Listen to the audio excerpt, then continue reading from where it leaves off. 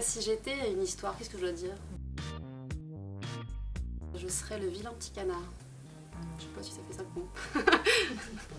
Le vilain petit canard, presque. C'est vrai que le succès de Mémé dans les orties a été assez dingue. Je pense que si j'essayais de le refaire aujourd'hui, j'en serais bien incapable. Je ne l'ai pas prévu. Moi, je vais commencer par m'auto-éditer. J'avais espéré toucher 10 lecteurs, 100 lecteurs. Et là, quand on voit qu'on dépasse le million de lecteurs, c'est juste extraordinaire. Donc je ne sais pas comment l'expliquer. Je sais que ce qui a marché, ça a été le bouche à oreille. Les lecteurs se sont emparés du livre et ils l'ont recommandé à tous leurs proches, tous leurs amis, toute leur famille. Donc je pense que si le livre n'avait pas été bon, il n'y aurait pas eu ce succès. Maintenant, il existe de très bons livres qui n'ont pas ce succès-là. Donc voilà, je ne saurais pas forcément donner les raisons d'un tel engouement, mais j'en suis forcément très contente. J'ai eu plusieurs déclics qui m'ont poussée à écrire. J'ai perdu une cousine de mon âge qui avait même pas 30 ans. Ça forcément, ça nous met une claque extraordinaire parce qu'on se rend compte, on dit souvent la vie peut s'arrêter du jour au lendemain. Là c'est une réalité, la vie s'arrête. Et donc à ce moment-là on se pose la question, mais est-ce que j'ai accompli le rêve de ma vie et quel est-il?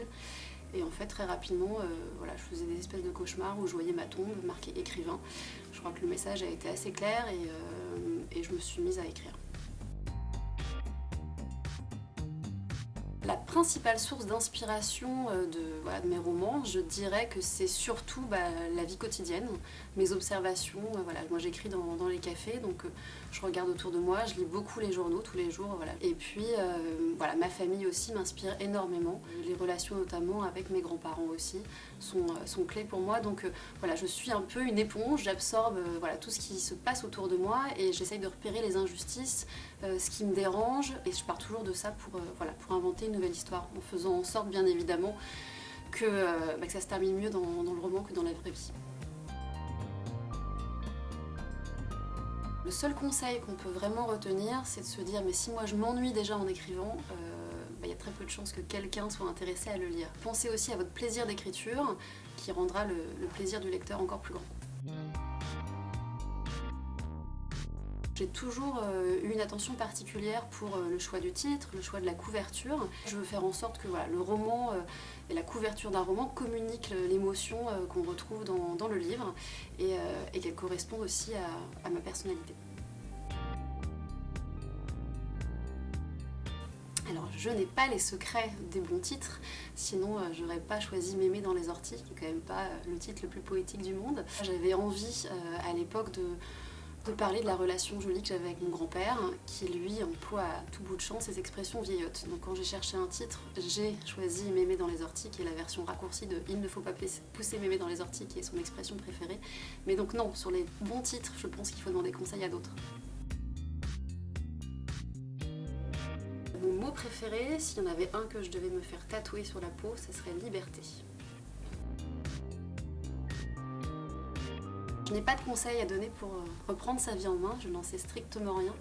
Par contre, j'adore citer cette phrase de Jean-Claude Duss dans Les Bronzés. Oublie que t'as aucune chance, vas-y fonce, sur un malentendu ça peut marcher. Ça marche toujours de citer Les Bronzés. J'adore cette phrase. J'ai pas de couleur préférée, la couleur qui me représente, je pense que c'est une couleur un peu chaude, un peu solaire. Donc j'imagine bien du jaune ou du rouge. Si j'étais un personnage de roman, je serais Martin Eden.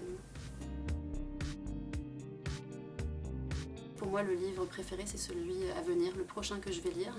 Après, j'ai eu des moments d'émotion extraordinaires en lisant La vie devant soi, en lisant Martin Eden, en lisant l'Iliade, en lisant plein d'histoires qui m'ont embarquée, qui m'ont touchée, qui m'ont émue. Mais j'attends toujours avec comme une promesse le prochain roman qui me fera vibrer.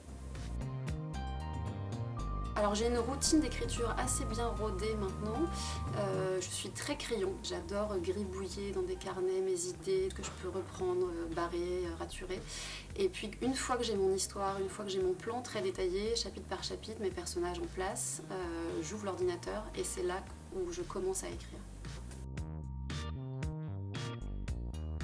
Je ne conçois pas la retraite idéale, je crois que les gens de ma génération ont du mal à se projeter sur une retraite et encore moins idéale.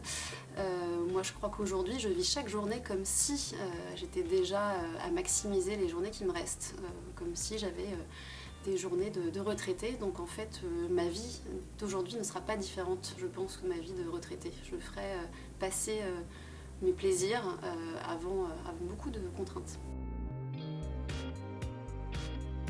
J'espère un jour être grand-mère. En vrai, j'ai l'impression que ma vie va s'arrêter bien avant. Donc j'aimerais être une grand-mère comme Béatrice dans Mémé dans les orties. Quelqu'un qui, malgré le grand âge, a envie d'apprendre, a encore la curiosité tous les jours. Et puis qui partira comme ça sur son lit, heureuse et entourée. J'adore le petit câlin du matin avec mes fils qui viennent dans le lit où je repousse de 5-10 minutes le lever. Voilà. J'aime le bon petit déjeuner avec un petit jus de pamplemousse. Voilà, donc c'est vraiment des conseils tout pourris, mais j'ai pas de conseils. Moi, j'essaye vraiment de profiter des beaux instants. Je suis très dans la méditation, la contemplation. Je me poste à une fenêtre et je peux regarder pendant des heures si je vois pas le petit rouge-gorge dans mon jardin, l'écureuil qui passe. Et ça m'empêche pas de travailler beaucoup. mais c'est vrai voilà, qu'aujourd'hui, j'essaie absolument de profiter de ces petits moments de beauté que nous offre la nature ou les enfants.